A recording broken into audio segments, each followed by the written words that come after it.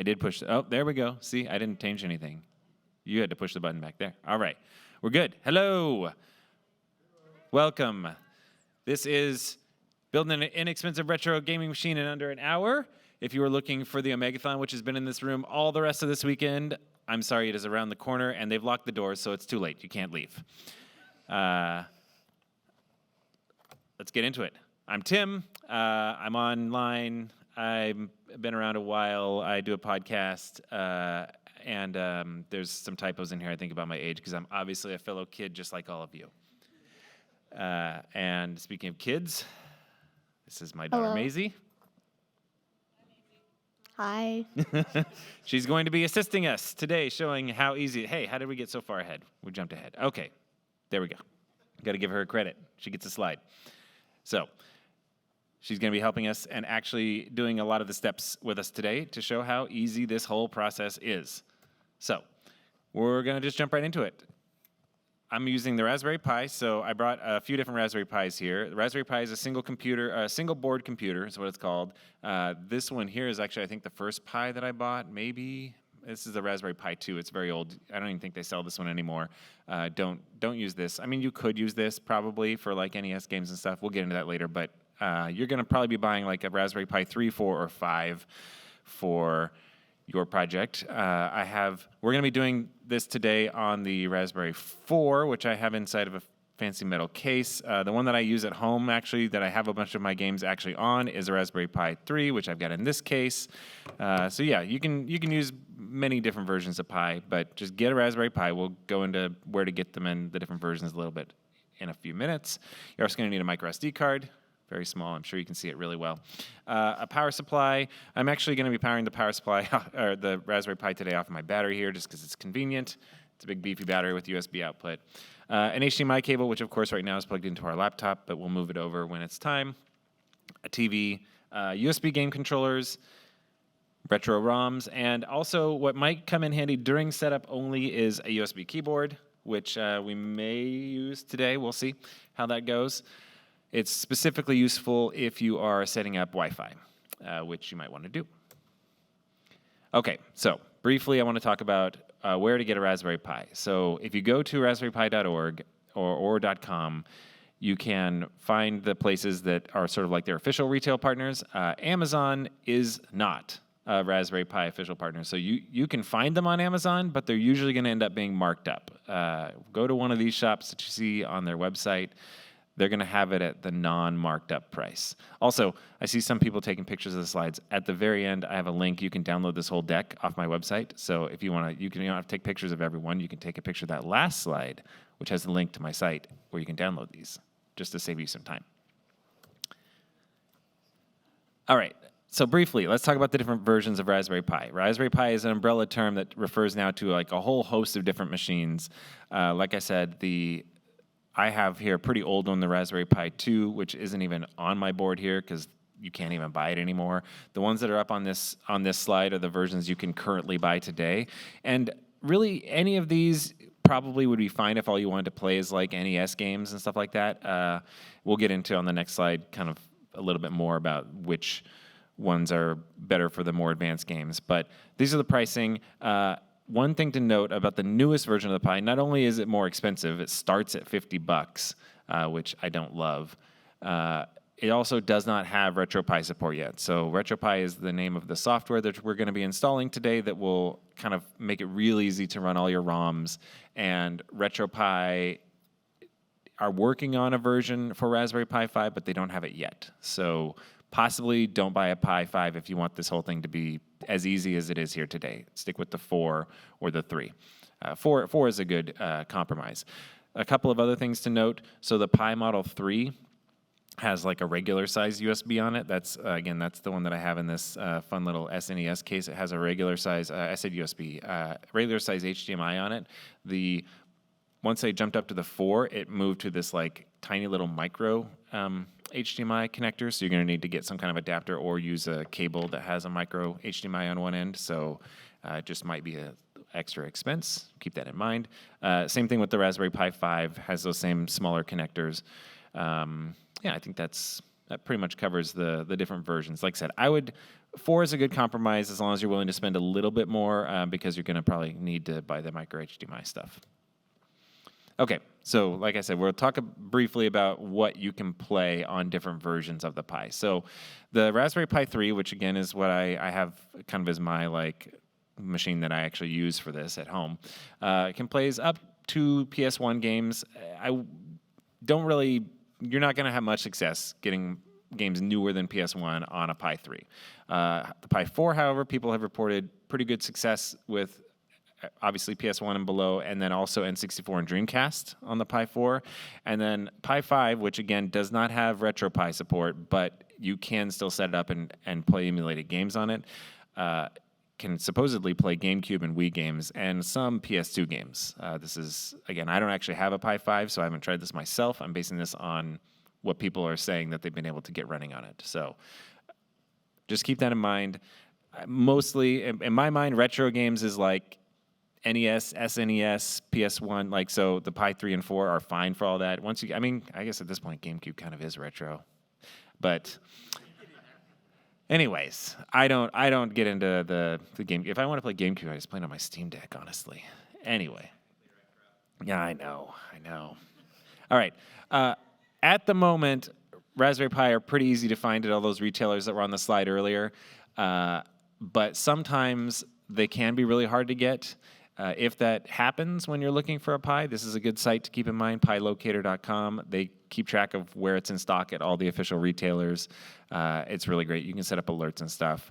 Again, right now, that's not really relevant. The last time I did this, they were really hard to find for regular retail price anyway. You could buy them from a scalper for double price, but nobody wants to do that because the whole point of this is to do it cheaply. So if they do end up hard to find again, check out this site. Okay, briefly. Accessories.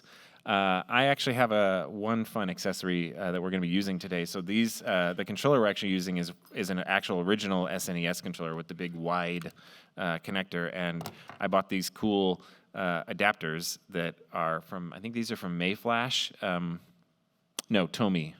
I may be pronouncing that wrong, but it actually takes the original SNES plugged into it and then converts it to USB, and then it works with the Pi. It's great. Unfortunately, cool accessories like that, and they have similar ones for other controllers like PlayStation 1 controllers, and I have the same thing for my NES controllers at home as well. I don't know if they're still being actively made. You're going to have to go to eBay if you want to find those.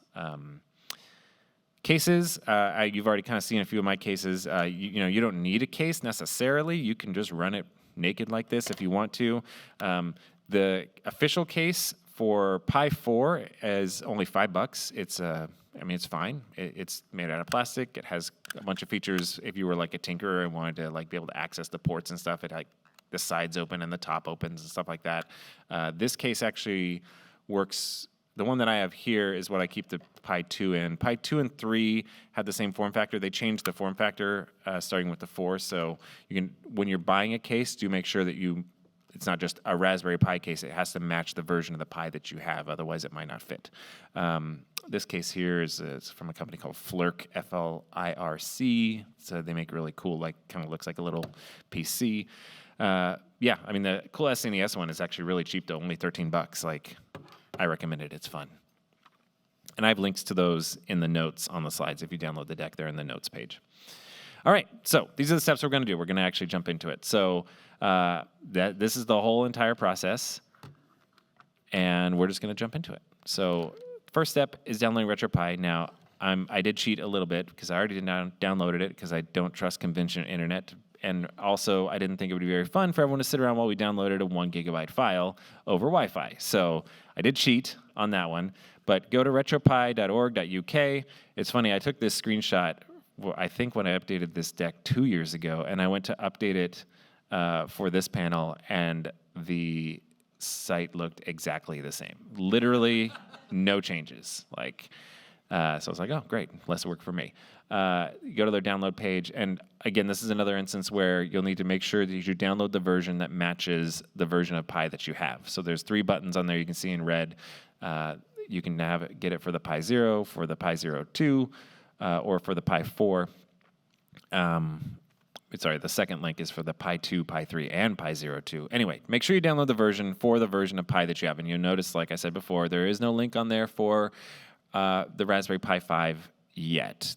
I think there are some, if you dig around on their site, there's some like development builds that are not necessarily fully complete that you can install on the Pi 5, but for now we're keeping it simple and going with the officially supported ones. So Pi 4 is the highest that they support currently. Built into RetroPie, they have a whole bunch of emulators for most systems you can think of. Now, they're going to, just because it has an emulator, doesn't mean that your version of Pi is going to run it. Like I said earlier, like newer games like GameCube and Wii are definitely not going to run on like the Pi 3 or the Pi 4, maybe on the Pi 5, and we'll see how that goes once RetroPie releases their official one. But this is a list of all the systems that they have kind of like built-in support for with RetroPie. All right. Step 2 is flashing to the SD card, which I also cheated and already did because this isn't a panel where we get to sit and watch progress bars. That's also not very fun. It only takes like 3 or 4 minutes. As far as the SD card itself goes, I'm using a 128 gig. Yeah, you only, I think, need an 8 gig card. That's the minimum size. And the reason you would get a larger card is because you can copy your ROMs to the card and run them off of there. You can also run the ROMs off the USB itself directly if you want to just stick a USB in and leave it. The process is a little bit different than what we're going to do, but I'll tell you where it's different. Again, the whole point of getting a bigger card is just if you want to load it with more games. 8 gigs is about all you need for the actual RetroPie installation itself. So this is just some screenshots of the flashing of the card. Escher.io is where you go to download the program that will flash your SD card. It's great because they have versions for Windows, Macs, Linux. Like, doesn't matter what kind of computer you have, you can download the tool on this website and flash your card with the Raspberry Pi image that you downloaded from RetroPie. So it's pretty straightforward. You just click Flash from File button. You select your file that you downloaded. You make sure that the correct SD card is selected. Sometimes if you put a really big SD card in, it'll give you a warning because it's like, whoa, that might be a hard drive. Are you sure you really want to flash onto there? Because it doesn't want you to like ruin your computer and flash your main hard drive. So make sure you choose the right drive. Then you hit flash and it goes through like 3 different steps. First, it does the decompressing, which you see on the bottom here. Then it does the flashing. Then it does the validating. Again, this whole process, I literally just did it last night to make sure the card was all prepped and good to go. And it took like 3 minutes, I think, total, maybe. And then it says flash complete, and then you can just close the app, pull the card out, and then you're good to go. So now is the part where we're going to actually do this live. So I'm going to take the SD card, and I'm going to stick it into the Raspberry Pi 4, and hopefully it doesn't get lost into the case here. I've had that happen before. It's not fun. Okay, it is neatly slotted into the SD slot. So now we're going to plug in our micro HDMI adapter. And I'm going to switch the HDMI off of the computer. And into my box. All right. And now we're going to also plug in our controller. And just in case we want to use it during the setup, I'm going to plug in the keyboard as well. All right, and now I'm going to plug in the power, and there is no power switch on a Raspberry Pi, so as soon as you plug in the power, it just turns on. So, all right, we're turned on. Now we get to wait. This is the one part we can't avoid. I don't love doing a panel that's like progress bars, the game, but we do have a bit of waiting as the first time you plug in your Pi with the freshly flashed card, it does a whole bunch of setup stuff. So you'll see a bunch of Linuxy stuff flashing by the screen. It'll turn off and turn back on a few times. The whole process takes a couple of minutes maybe, so I got to vamp during that time. Here we go. Okay, good. It is up on the screen. You can see all the very important things that you need to read, every one of those. No, you don't need to read any of them. Okay, so it's still thinking. Yep. Oh, we briefly saw the logo. Okay, it's thinking. It's thinking. It's getting close. So what's going to happen is, in a second here, the logo is going to go away and it's going to say welcome. And he said, "Oh no, we went back to the text." Yeah, this is normal. It's a bit of a process. The first time you power it on, it does this. Subsequent times after you've got everything set up, it's a lot faster. You'll still see some of this same sort of stuff though when you're booting it up.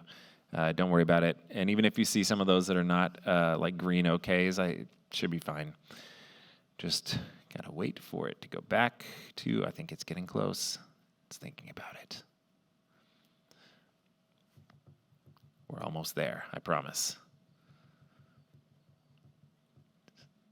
All right, I think the next thing we see should be the welcome screen. It's thinking. It's still thinking. Come on, you can do it.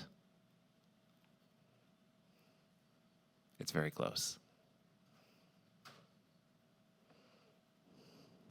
This is why, like I said, I skipped the download and the flashing part, because otherwise the first 40 minutes of this panel would be this exciting.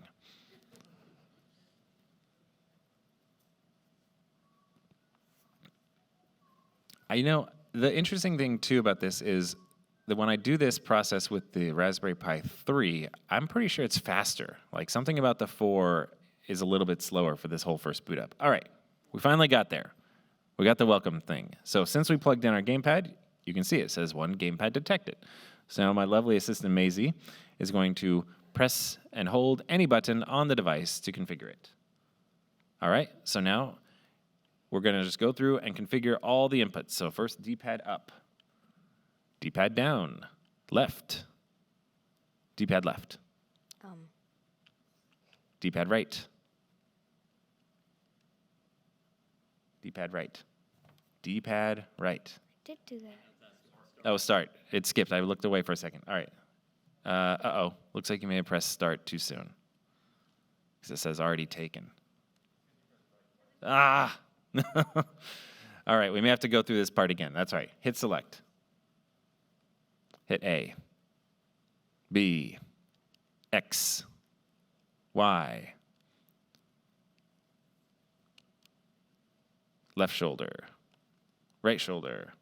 All right, now we've gotten to the part where we've run out of buttons on our SNES controller. So you can use an Xbox controller or any wired controller you want that has all of these things. Since we're not, when you get to the part where it's a button you don't have, you just press and hold any other button. Press and hold A or B or the bumpers, doesn't matter. And we just do that for each one of these. Press it and hold it until it goes all the way. You press it and hold it. Oh. There you go. And do it again. And we just have to do that all the way through to the end of the list, because it's looking for all the cool stuff that retro game systems did not have. Analog controls and whatnot. Keep going. The great thing is, obviously, you only have to do this once. At least you should only have to do this once. Oh, wait, stop. Oh, okay, well, that's all right. What? Hotkeys. So briefly, I will discuss hotkeys, which is it's not that important right now, but usually you would set your select button to the hotkey enable at the end there. And hotkey enable is basically shortcuts. So hotkey, if it's select, I'm just going to act as if the hotkey is select. So select plus start is exiting the game, select plus right shoulder is saving, select plus left shoulder is loading, that kind of thing. And you can find that that list of all the different hotkeys on the RetroPie site. I also put a slide that is not up right now because we're on the Pi, but there's a slide in my deck that has the main hotkeys as well. So like I said, usually you would choose select for that. All right, so we're going to hit OK. You didn't choose a hotkey enable. This is required for exiting games with the controller. Yes to select, or yeah, okay, good. So we can go back and select the hotkey. All right, well, we got configuration.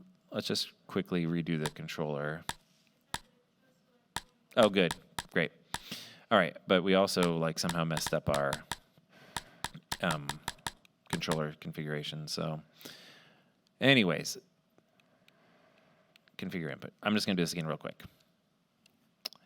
And then as soon as I'm done with this, we're going to actually set up the internet, which I have not done before live on this panel, but I've noticed that this building specifically has surprisingly good internet for a convention. So I'm going to give it a try, and we'll see how it goes. So as soon as I go back through this, because we always have to redo this because we accidentally didn't get the start button assigned correctly, which I was a little concerned about. So,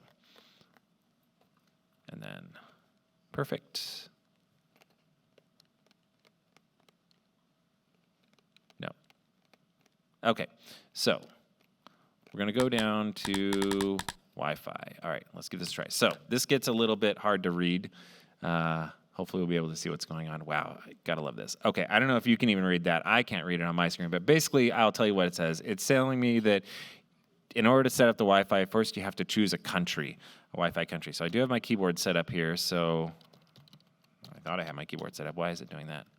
Maybe I have to, yep, I'll use the, all right. So I've gone into the, I chose yes, and now it's got this menu. Though you just choose the first one.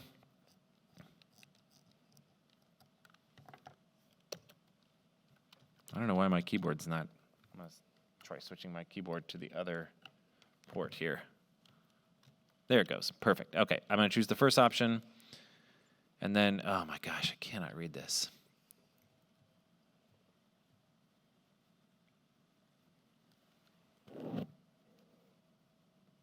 Yeah, also the first option, wireless LAN. There we go. Okay, now it's asking us what country, so I'm going to just scroll all the way down to United States.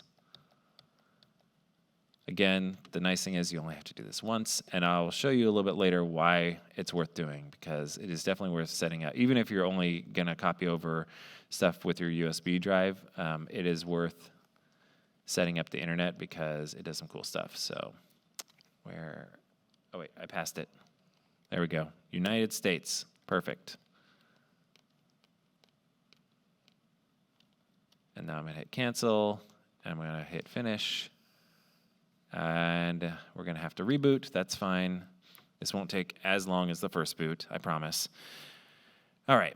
So while it's rebooting, yeah, we may as well momentarily switch. We'll skip ahead. Well, let's see. See how close it is. It's going to be pretty fast. I think it's almost done. So maybe we won't switch back over to the computer just yet. Thinking. Oh, come on. We're almost there.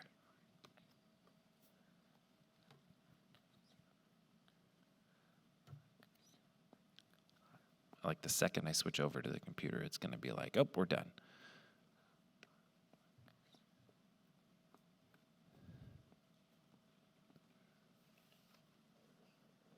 Here we go. Okay. Emulation station. Perfect. We're almost there. All right. So you see, basically what it's doing there is just scanning for games. Okay, perfect. So we're going to go back into configuration, back down to Wi-Fi, and we should get a less janky thing here.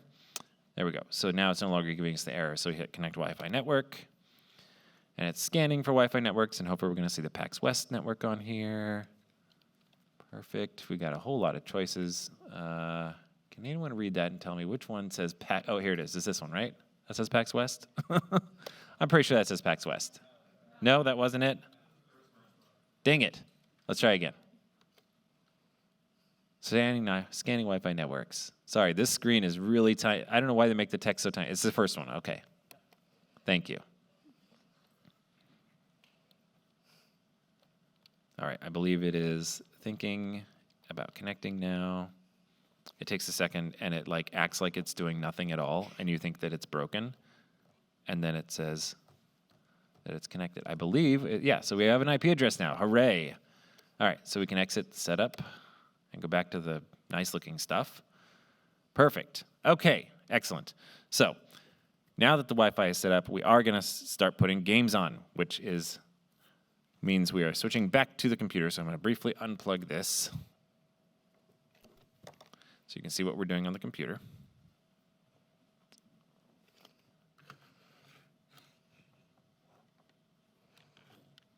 It helps if I plug it in the right spot.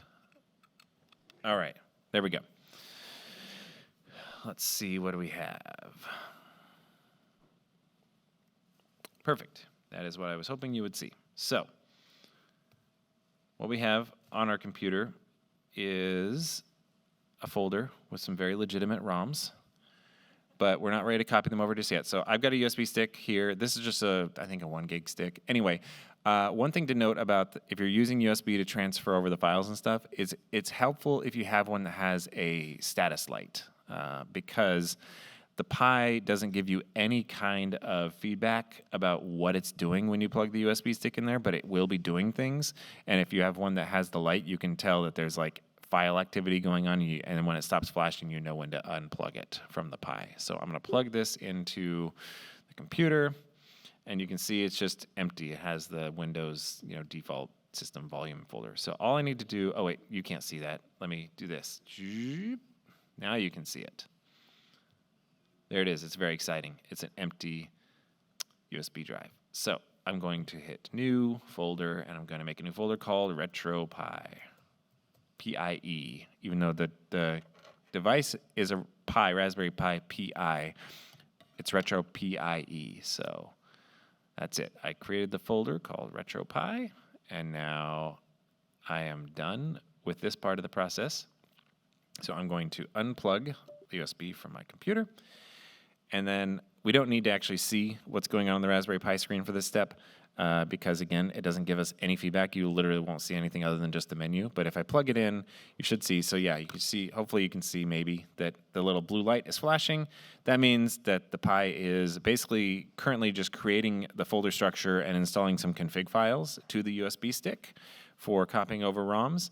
So we're just going to sit here and wait. This only takes a few seconds-ish. It's going to sit here and create the files. We wait until we see our light flashing. If you don't have a USB stick with the light, just give it like a minute or two. Hopefully it should be enough time to create all the files and stuff. But like I said, ideally you have one with the light. One other thing to note, we're doing the USB thing, but it is also possible to copy over games over the network. So if you do the Wi-Fi setup and stuff and you have a home network or whatever, you can directly connect with FTP and just like drop all the files directly over the internet without using USB at all. Obviously, I'm not demonstrating that here today, and I don't have that in the slides, but that is a thing that you can do. So it is still flashing, so we're still waiting. It should be done very soon. Also, I had an issue last night where I had a different USB stick that I was using, and it just like, I plugged it into the Pi and it like blinked once and stopped. And I was like, wow, that was really fast. It was not really fast. It just didn't work at all. I tried reformatting the thing multiple times. It just didn't work. I don't know why. So if the USB stick that you're using doesn't copy over, try a different one because I don't know why it didn't like that, but it didn't like that for some reason. All right, so this one has stopped flashing. It took about as long as I expected. So now I'm just going to unplug it back from the Pi and plug it back into our computer. And we got a few blinky lights, and perfect. So now drag that over to the other window so you guys can all see. So now if we go into our folder that says RetroPie, there's stuff. There's a BIOS folder, a configs folder, and a ROMs folder. So if you go into the ROMs folder, you can see it's created a folder structure here with all the different system names that you could drop ROMs into. So I'm going to grab the window for my totally legitimate ROMs and put it there. And so now you can see we have some Sonic the Hedgehog ROMs, and we're going to drop those into the... So that's one thing.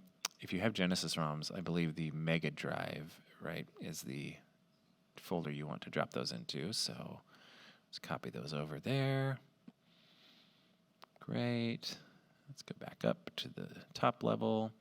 Got some NES games, Battletoads, which I brought. I have real Battletoads right here. That's how you know it's a legitimate ROM, because I have the actual game.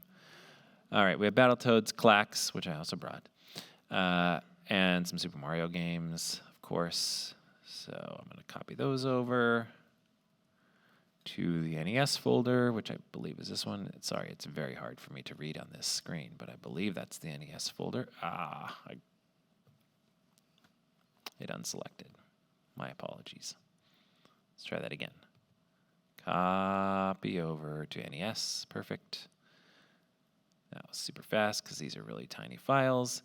And then we also have one SNES game here. So where's my SNES folder? I can't see. There we go. I have a keyboard I can type. I don't know why I didn't think of that. All right. I'm going to do this. Much better. Okay, cool. So we copied over a few ROMs. That's it. That's the whole process. So let me close that window and close that window. We can take the USB stick out. I do have a slide on here to talk about briefly that it is possible, speaking of legitimate ROMs, to actually make your own ROMs. There is hardware you can go out there and get to literally dump your game cart yourself. If you would like to do that, you certainly can. Don't at me on social media about whether that's legal too, because I'm not interested in that.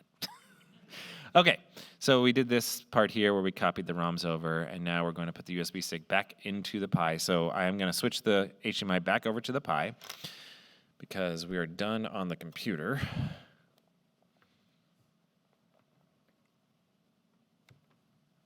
And hopefully it's still sitting there at the menu. Hopefully. Do we have, oh, good, excellent. It's just gotten a little bit dark. So if you would plug that into the USB there. Oh, and we can unplug our keyboard now since we're done with that. So let me just yoink that out of there. This one? Yep, any of the USBs. All right, so now it's blinking again. And it's blinking some more. So basically what it's doing right now is it's automatically copying the ROMs over to the SD card that we have in there.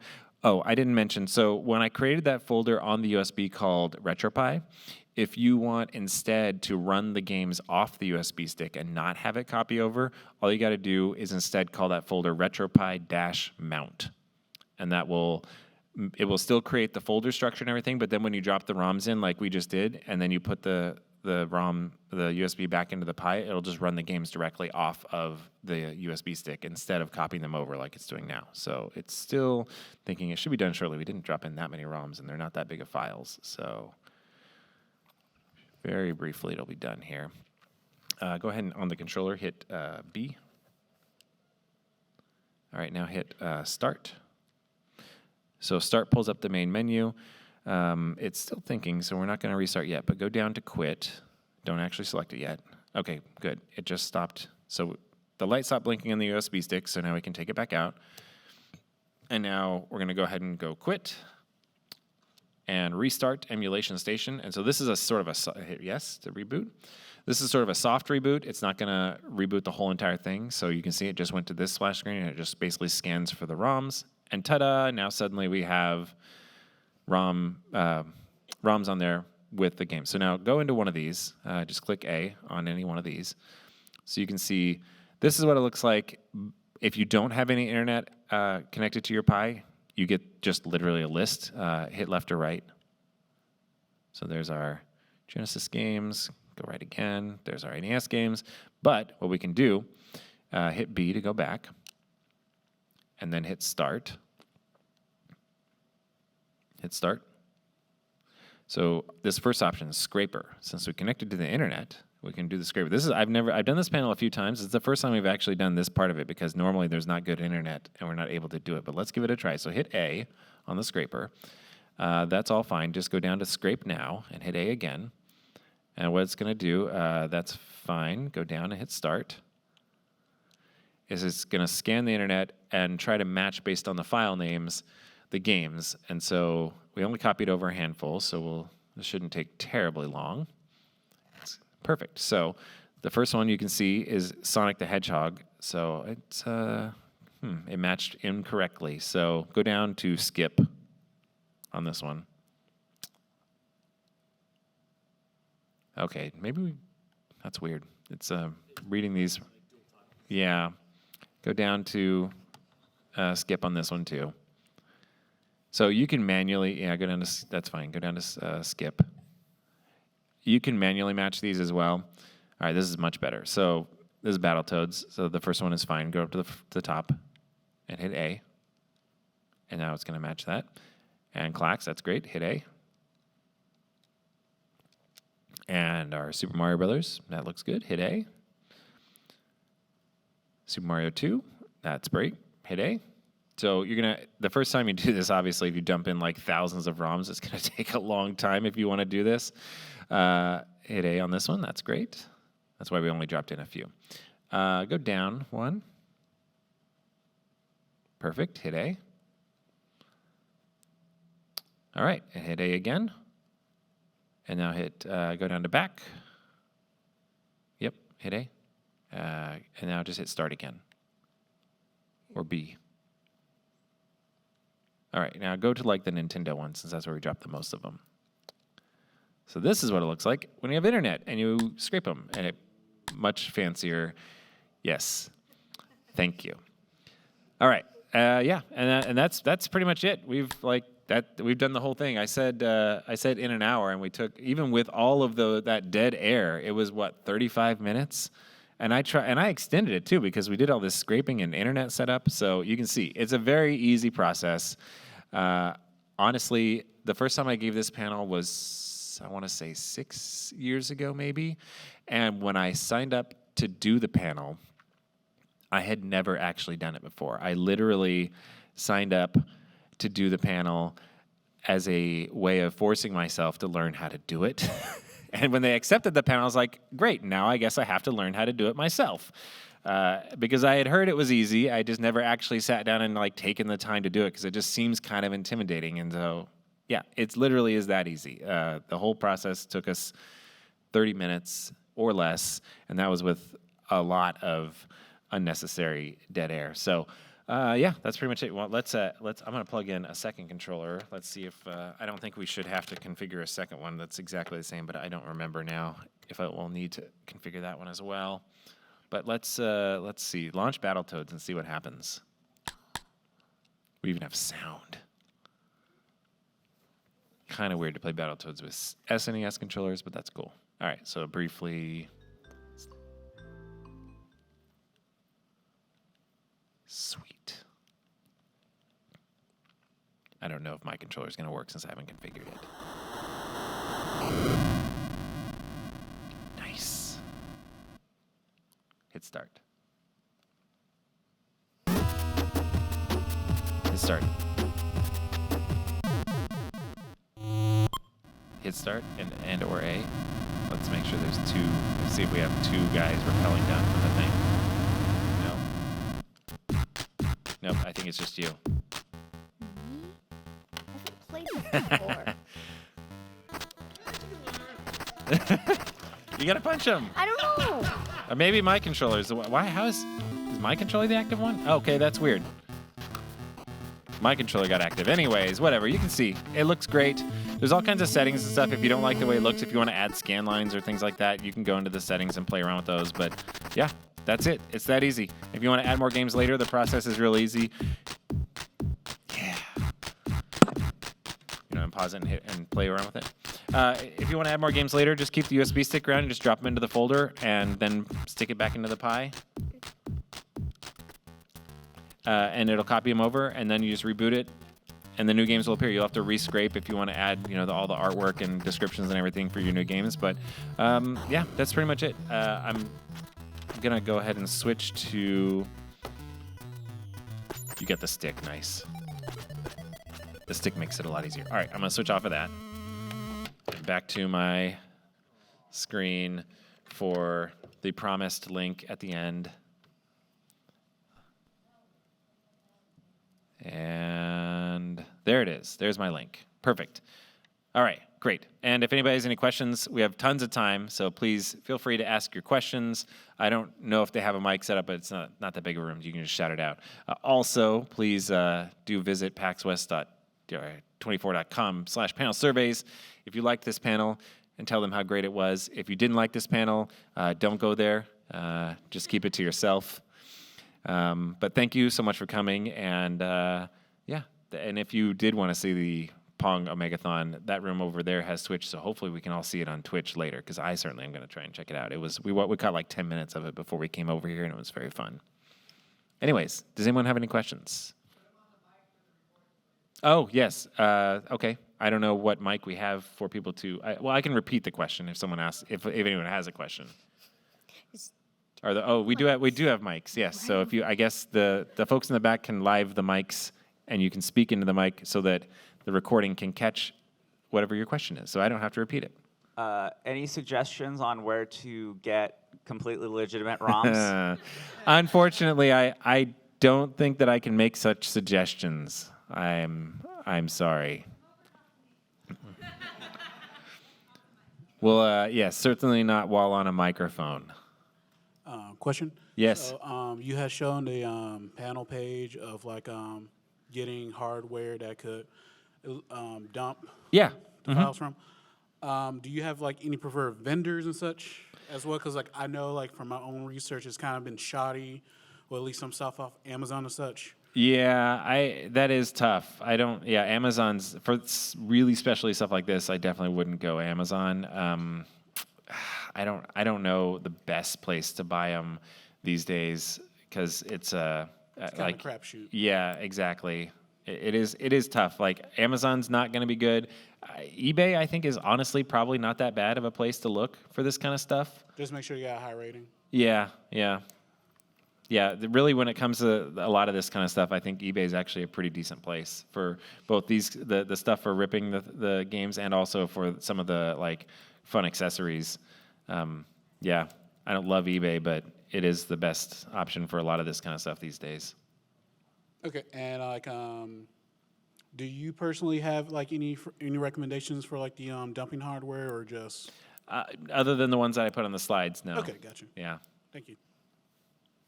Decide? 2 questions. First, some of the systems require configuration, BIOS ROMs and that kind of stuff. Mm-hmm. Is there a suggested guide on how to set that kind of stuff up? Yeah, so the RetroPie website actually has forums where people have gone through a lot of that kind of stuff. There's also a subreddit for RetroPie.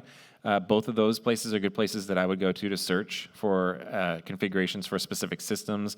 And also, I didn't even touch on this, but the newer versions of Pi, the 4, I don't remember the 3. I think the 3 too. I think the 3 and up have Bluetooth, and you can even configure Bluetooth controllers with that as well. I know like some people have gotten like Wii remotes working with the Pi, and again, like the RetroPie forums and the RetroPie subreddit are the best places to kind of go and search for the guides for setting up that kind of stuff, because there's a ton of knowledge on both of those places. So they would probably be a good answer to my next question, which is the scraping. Mm-hmm. Like when you just tried to do it, the default can leave out a lot of ROMs. Mm-hmm. To fill in the blanks, where do you go? Well, there were a lot of options there that we kind of glossed over in the scraping setup. So there's a different sources you can have it choose to scrape from. And also, if you're having difficulties with the matching, you try changing like the file names potentially to get a better match. But you can also manually search. And usually you can find like the cover art and stuff for the games that you want on there. And I think it's actually possible to manually set those as well if you can't find it with the scraper. But I can't easily dive into that menu at the moment, but I'm pretty sure that you can manually add art and description yourself. Okay, thank you. Yeah. Any others? Cool. Well, like I said, thanks again for coming, and enjoy the rest of PAX, and go to the surveys page and give them feedback, because normally they don't schedule us over the Omegathon. We have had a lot better attendance in past years, so hopefully you guys enjoyed it. But hopefully it helps.